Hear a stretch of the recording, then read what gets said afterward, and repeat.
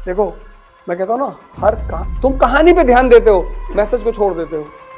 यही तुम्हारी गलती है। किसी किताब में थोड़ी ये सब लिखा होता है। किसी विशेष परिस्थिति को तुम समझने लगते हो। मंत्री के बेटवा बड़ा रंगदार बा, किसानन के छाती पर रौंदत मोटर का। ए चौकीदार।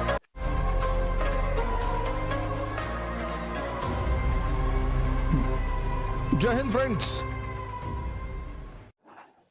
राजा बनने के लिए पढ़ाई की जरूरत नहीं है।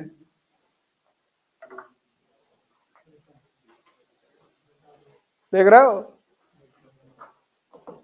किसी किताब में थोड़ी लिखा था कि ऐसा करना चाहिए। उस वक्त उसका दिमाग काम कर रहा था।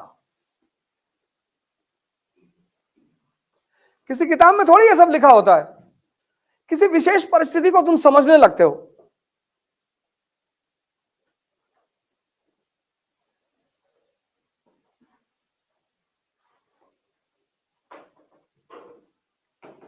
और तुम्हारा दिमाग उस परिस्थिति को समझने लगता है।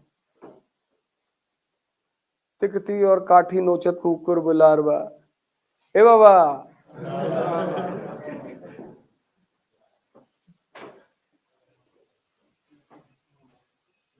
इंसिडेंट्स, पढ़ी लिखी लड़की है ना, तो सारी घटनाओं को उसने जोड़ दिया, रिदम में बना दिया।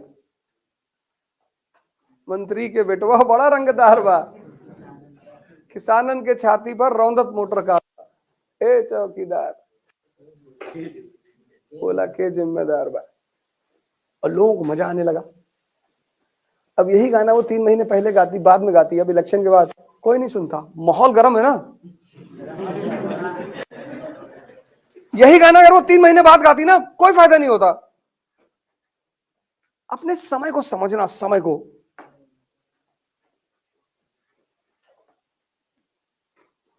Robert Clive.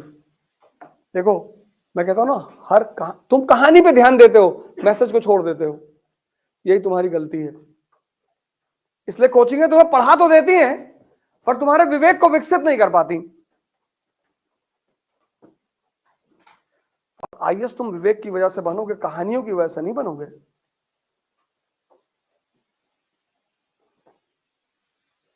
नहीं। अगर किसी किताब में लिखा होता तो कंपनी वाले पढ़ के यही कर लेते कि नास्ट्राडामस की किताब में लिखा है कि 1748 में जब फ्रांसीसी अपनी उपलब्धि के पीक पर होंगे, तब तुम आर्कोट पर हमला कर देना। उसने कहा सर एक मौका दो, सर एक मौका खेलने दो सर, हमें भी उतार दो सर। 1 over 32 run.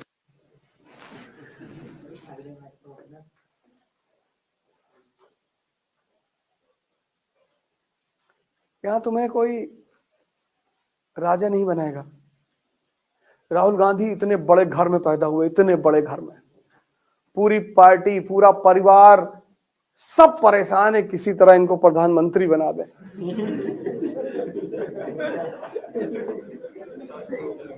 नहीं नहीं, तुमको अगर लगता है कि पैसे के बल पर सब कुछ पाया जा सकता है, तुमको गलत लगता है। तुमको गलत पढ़ाया गया है।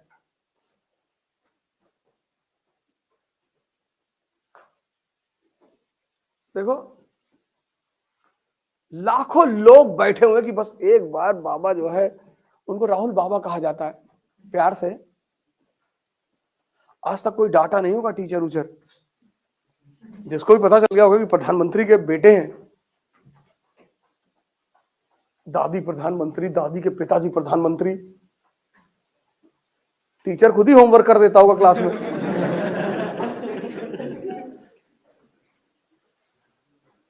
है?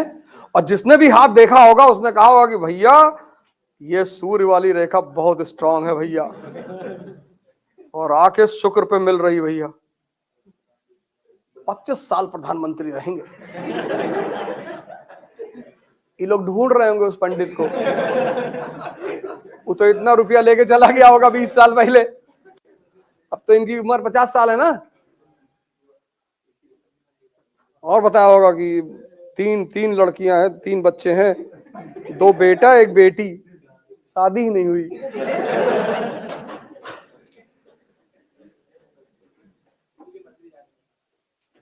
इसलिए मंदिर जा रहे हैं? हो सकता है, हो सकता है। जो जूता पहन के हवन करते हैं उनको बताया गया कि भैया इसे नहीं, जूता उतार दो भैया। उनको, उनके एक बड़े करीबी आदमी, उनसे कहा मैंने मेरी हिस्ट्री क्लास में बिठा दो यार।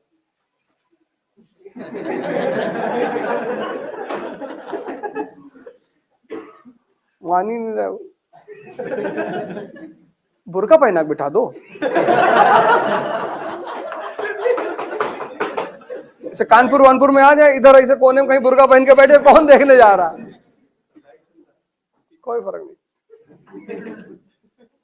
डेमोक्रेसी में विरोध होते रहना चाहिए, और शिक्षक और कवि दोनों को छूट है। दो ही लोगों को छूट है कमेंट करने की, एक शिक्षक को, एक कवि को। कौन? खान सर बेचारे अच्छा, बहुत अच्छा पढ़ाते हैं, तो कभी कभी आदमी बोलते बोलते ताव में आ जाता है ना। हाँ, आप कभी भी शिक्षक हो गए ना, मैंने कल भी कहा था क्लास में कि आतंक नहीं,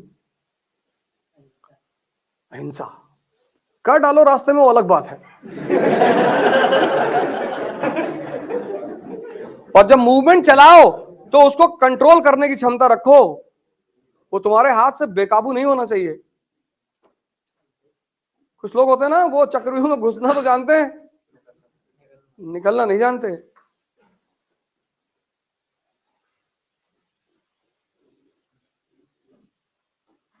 चलो कोई बात नहीं, लेकिन वो अच्छा काम कर रहे हैं। मैं तो हिंदुस्तान में जितने लोग मोटिवेशन का काम करते हैं, पढ़ाने का काम करते हैं यूट्यूब पर, मैं सबको सलाम करता हूं, वो कोई भी हो।